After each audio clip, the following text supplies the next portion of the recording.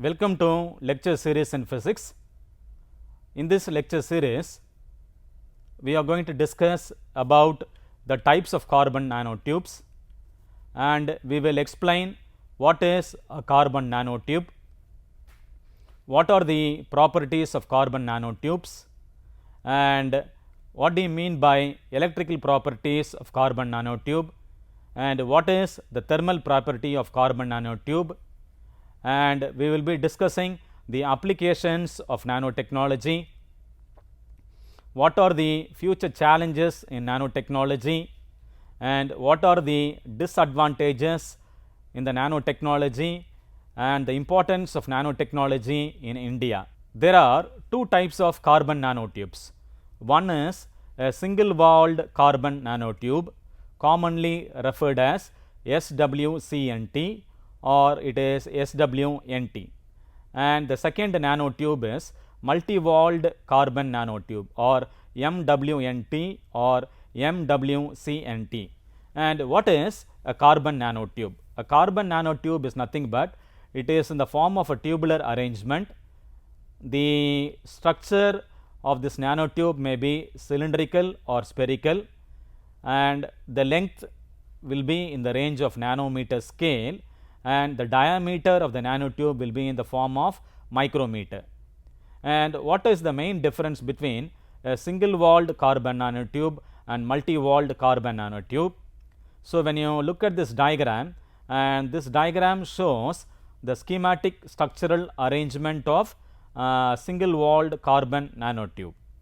In the single walled carbon nanotube, there are no any multiple walls, only you have a single wall, or it is a tubular end from one end to the other end, and such a type of carbon nanotube you call it as single walled carbon nanotube.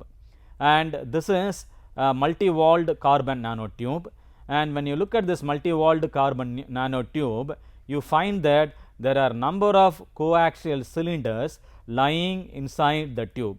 That is, the nanotube has a number of walls, 1, 2, 3, 4 and 5 or 6 walled, and such a type of an arrangement you call it as multi-walled carbon nanotubes. These carbon nanotubes can be prepared from graphite by a technique known as pulsed laser vapor deposition technique or chemical vapor deposition technique. And the important property of the carbon nanotube is that the carbon nanotubes are allotropies of carbon with cylindrical nanostructure, in the sense that the carbon nanotubes have two important properties. One, it is mainly or purely made up of carbon and carbon alone. Therefore, we can say it is an allotropy of carbon, and the structure of a carbon nanotube is cylindrical in structure. And when you look at the length and diameter of the carbon nanotube, we can say that they have the length to diameter ratio up to 132 into 10 power 6 is to 1. And nanotubes, you can say, are the members of the Fullerene structure family. Their name is derived from the long hollow structure with the walls formed by one atom thick sheets of carbon called graphene. So, graphene, graphite are the different allotrophies of carbon. And what are the important properties of carbon nanotube? The first and foremost important property of the carbon nanotube is that it has the highest strength weight ratio. So, when you compare to all other materials, when you compare to steel, iron or any other materials, it has the highest strength when compared to the weight ratio, and also it helps in creating lightweight spacecrafts. Because of the highest strength to weight ratio, this carbon nanotubes finds a variety of application in creating lightweight spacecrafts. And you have a easily penetrable membrane such as cell walls, and these carbon nanotubes are used in cancer treatment because of this peculiar property, that is, they are easily able to penetrate the cell membranes. And similarly, the electrical resistance changes significantly when the other molecules attach themselves to the carbon atoms, and also it helps in developing sensors that can detect chemical vapors. So, the main important properties of the carbon nanotube, I once again repeat, is it has the highest strength to weight ratio and it is able to easily penetrate the membrane. The third important property is it has a very good electrical resistance. And when you speak about the tensile and compressive strength of the carbon nanotubes, the tensile strength of carbon nanotubes is approximately 100 times greater than that of steel. That is, say for example, if the Young's modulus of the steel is say 20 into 10 power 10 Pascal, then the tensile strength of the carbon nanotube is 100 times greater than that of steel. And similarly, this is the schematic diagram, or this is the figure, or this is the photograph showing the spinning nanotube fiber, and this is the singular arrangement of carbon nanotube fiber.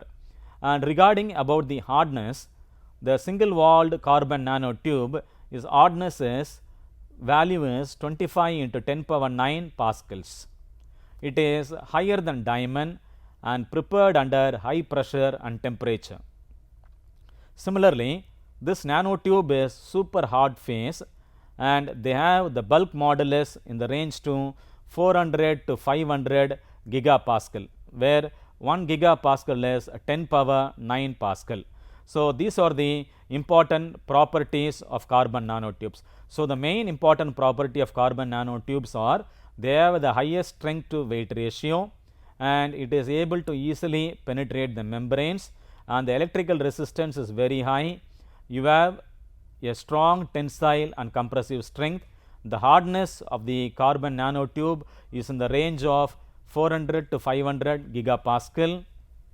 And coming to the electrical thermal properties, the metallic nanotubes can carry an electric current density of 4 into 10 power 9 ampere per centimeter squared. That is, we can say this value is 1000 times greater than those of metals such as copper, where for copper interconnects current densities are limited by electromigration, and due to this electrical property, this carbon nanotubes can act as a superconductor up to 12 Kelvin. And this is the schematic graphical diagram, that is the carbon nanotube and copper. So, the black color denotes the copper, where in the x-axis you plot the temperature in Kelvin ranging from 300 Kelvin to 500 Kelvin. In the y-axis, this is the conductivity ranging from 0.2, 0.3, 0.4, 0.5 and 0.6. So, the black color line corresponds the copper, that is the conductivity versus temperature, and the red color denotes the carbon nanotube, that is it is doped with copper. So, when you look at these two diagrams, we can easily say that the electrical conductivity of carbon nanotubes is much more than that of copper. So, regarding the thermal properties, the single walled carbon nanotube has a thermal conductivity of 3500 watt per meter Kelvin, while copper has only 385 watt per meter Kelvin. So, you can imagine, so the copper has thermal property 385, whereas the single walled carbon nanotube has a thermal conductivity of 3500. So, nearly it is 10 times stronger than the copper, and also the thermal stability and vacuum up to 3100 Kelvin and 1000 Kelvin in air.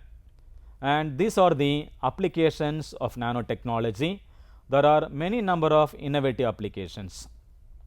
Nanotechnology can be used in the field of energy, that is, for energy harvesting devices you can manufacture nanomaterials, and these nanomaterials, say carbon nanotubes, fullerenes or Buckminster fullerenes or silver metal nanoparticles are used in the field of medicine and drug, and these nanomaterials are also used in the treatment of nanobiotechnology. and using nano materials you can manufacture various nano devices such as robo and nano robots and so on. And also all these nano materials have a wide applications in optical engineering and defense and security and bioengineering. It is mainly also applicable in cosmetic industries, and it is also applicable in the form of nano fabrics. Therefore, the wide innovative applications of nano material is limitless. It ranges from energy to nano fabrics.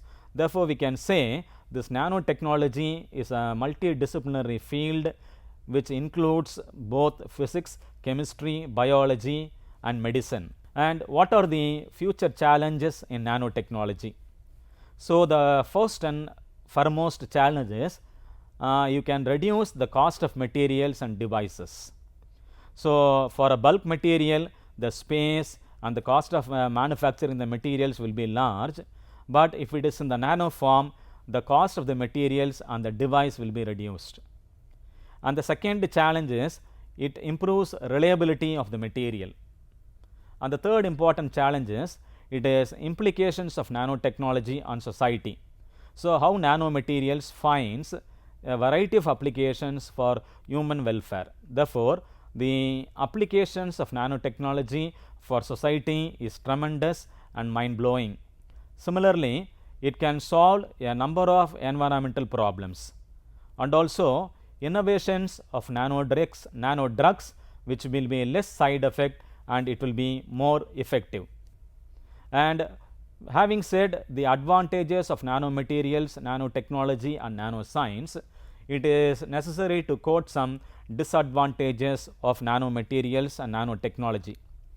The first and foremost disadvantage is the engineering robots will perform jobs instead of people, which result in loss of jobs. Therefore, job security is a question mark. So, when a number of peoples are there, there will be a lot of employment opportunity, but when nano robots come into picture, the loss of jobs will be very much higher. And similarly, the waste released while making the materials for nanotechnology are released into the atmosphere and even penetrate human and animal cells and affect their performance, because these nanomaterials are very sensitive to the environment. And therefore, while manufacturing these nanomaterials, and when these nanomaterials waste are released into the air, it makes disastrous effect to the human beings. And similarly, agricultural countries will lose their income as nanotechnology will take over. It has a very high initial investment cost along with high manufacturing cost, and if any damage is done at the molecular level, then it is not possible to revert the system. So, these are the main disadvantages in nanotechnology. And regarding the premier organizations of nanotechnology in India, we will discuss some of the nanotechnology centers in India. That is, first IIT in Mumbai is the premier organization in the field of nanotechnology, and they concentrate in the research in the field of health, environment, medicines are still going on. Starting in the 2001, Government of India launched the Nanoscience and Technology Initiative, commonly known as NSTI, organized by the Department of Science and Technology. Then in 2007, the Nanoscience and Nanotechnology Mission was initiated with an allocation of rupees 1000 crores for a period of 5 years. And therefore, the main advantages of the nano missions in India is to promote basic research in engineering colleges, in arts and science colleges, in universities and in IITs, and also to promote infrastructure development for carrying out front ranking research, and for development of nanotechnologies and their applications, and human resource development and international collaborations. So, in this session we will be discussing the various types of nanostructures. So, the material used to form these structures generally have bulk properties that become modified when their sizes are reduced to the nano range. Background material on bulk properties of this type. So, the materials used to form these structures generally have bulk properties that become modified when their sizes are reduced to the nano range. Background material on bulk properties of this type. Much of what is discussed here can be found in a standard textbook on solid state physics or in Introduction to Nanotechnology. So, my discussion will cover the following topics. First, we will be discussing about structure. In structure, there are size dependence properties, and after describing about size dependent properties, we will be discussing crystal structures, and in crystal structures, after finishing crystal structures, we will be discussing face centered cubic nanoparticles and tetrahedrally bonded semiconductor structures and lattice vibrations. And similarly, this is the first module on structure.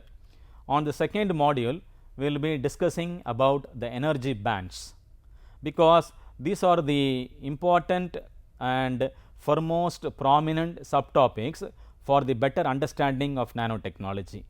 And the second is energy bands. In energy bands, we will be discussing about insulators, semiconductors and conductors, and also we will be discussing about the reciprocal space lattice, energy bonds and gaps of semiconductors, and we will be discussing what are effective masses and Fermi surfaces. The other subtopic is localized particles. In localized particles, we will be discussing what are donors, acceptors and deep traps, and we will be highlighting what are excitons and what is mobility. And finally, we will be discussing the structure related properties. So, therefore, the introductions of physics to the solid state or introduction to the physics of the solid state or nanotechnology can be divided into the following topics: one, structure; the other one, energy bands; the other one, localized particles; and the fourth one is structures. So, let us now turn our attention to size dependence of properties.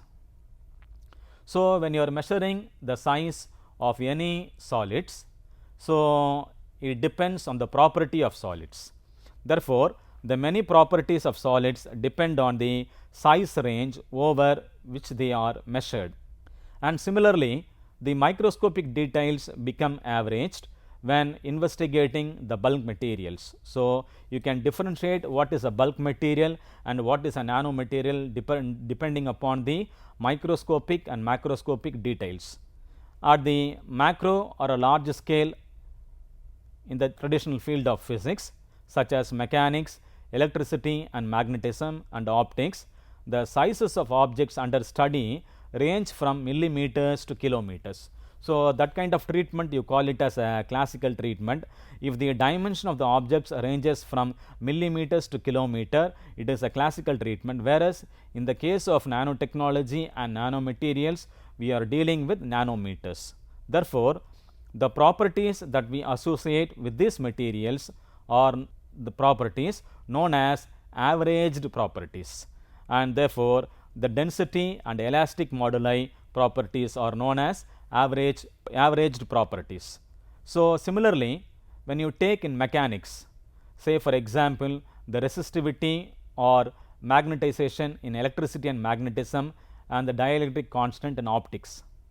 So, when all this resistivity, magnetization, dielectric constant are made in the micrometer or in the nanometer range, what will happen is many properties of material will change. That is, what are the other properties of material? The other properties of material may include a mechanical property, a ferroelectric property or a ferromagnetic property.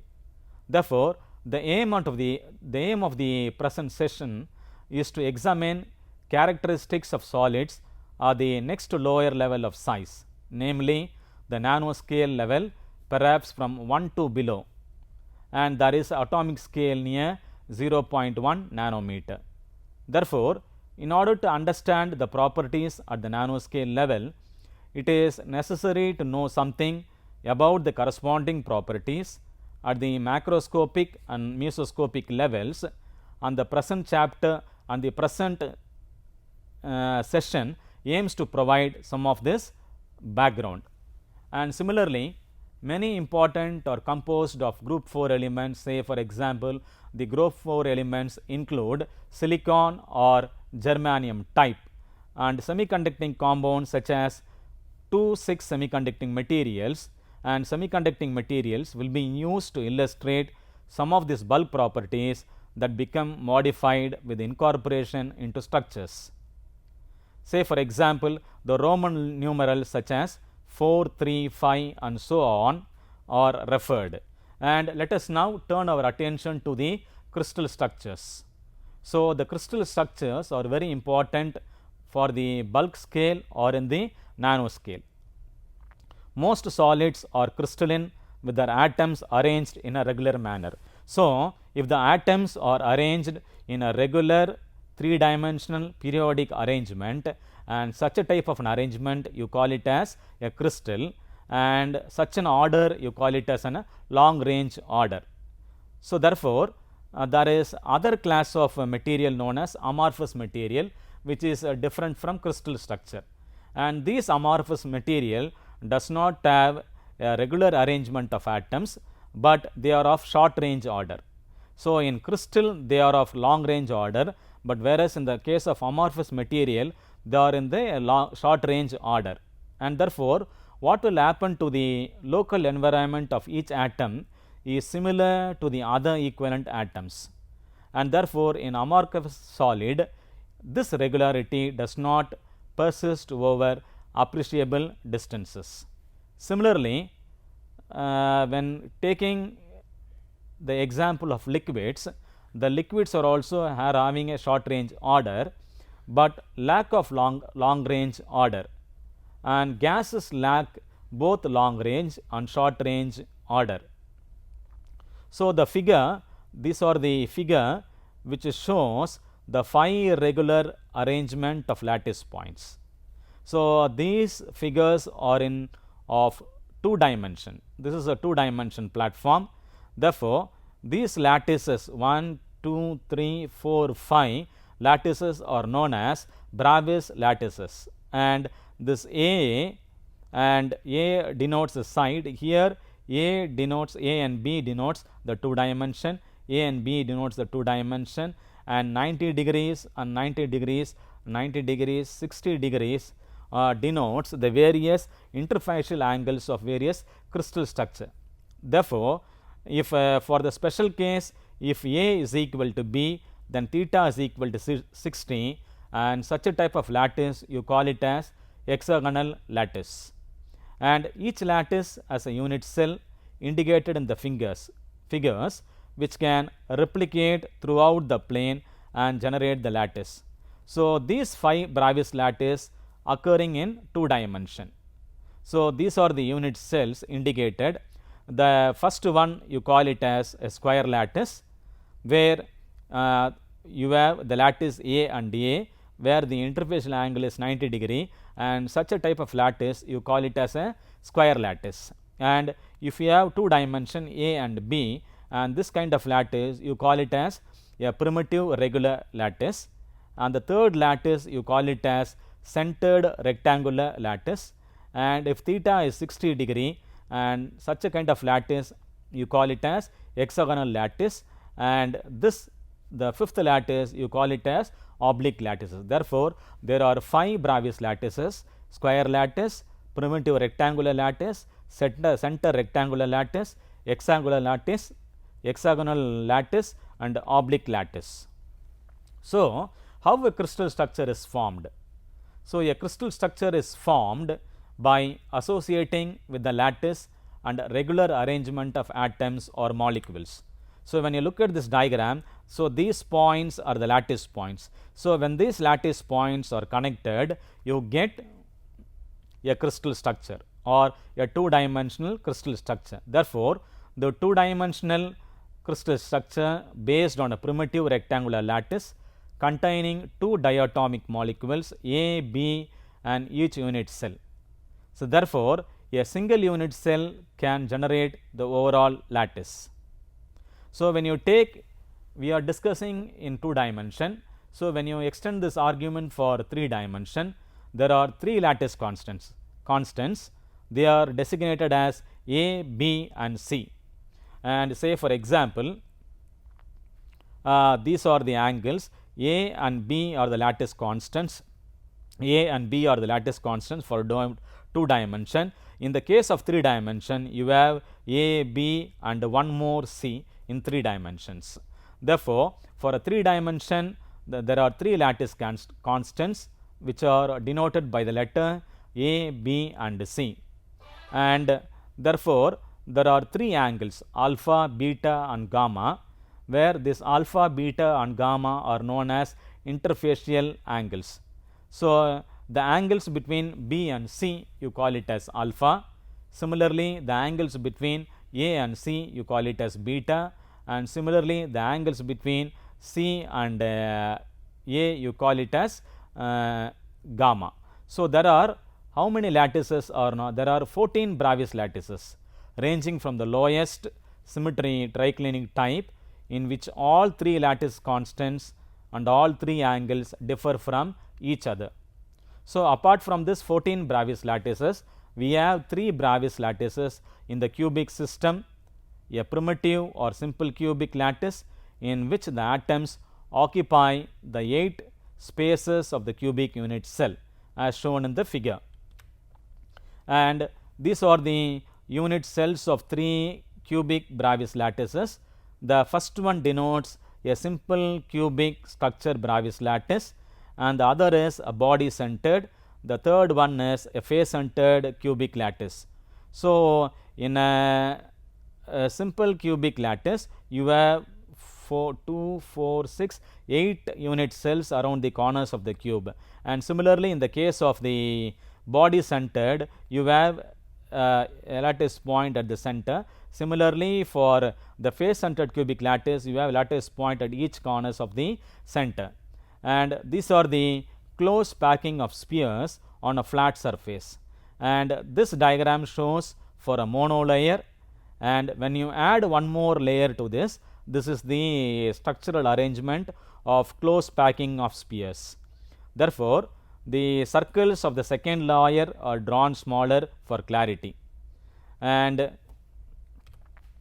in a 3-dimensional case of a close packed spheres, there are spaces or sites between the spheres where smaller atoms can reside. Therefore, the point marked by the figure called an octahedral site is equidistant from the 3 spheres below it, and therefore, this is the formula for calculating the 3-dimensional case of a closed packed spheres, where A you call it as a lattice constant, and this is a smaller site since its radius A, and this is the equation. So, there are twice as many tetrahedral sites as there are spheres in the structures. So, many diatomic oxides and sulfides have their larger oxygen anions in perfect face centered cubic arrangement with the smallest metal cations located at octahedral sites. This is called the NaCl lattice type, where we use the term anion for a negative ion chloride and cation for a positive ion sodium Na plus. And say for example, the mineral spinel MgAl2O4 as a face centered arrangement of divalent oxygens. So, let us come to the end of the session. At the end of the session, let me recollect what we have learnt so far in this session. In this session, we are discussing about size dependence properties of bulk materials and how the bulk materials differ from the nanomaterials, and what are crystal structures, and what are 5 Bravais lattices we discussed, and how to form a crystal structure. So, these are the concepts we have discussed so far. So, let me ask you some questions so that you may be able to understand what you have learned in this session. And what is a crystal? What is the difference between a crystal and amorphous? What are Bravais lattices? How many Bravais lattices are there? And explain with the neat diagram the various kinds of Bravais lattices. Thank you.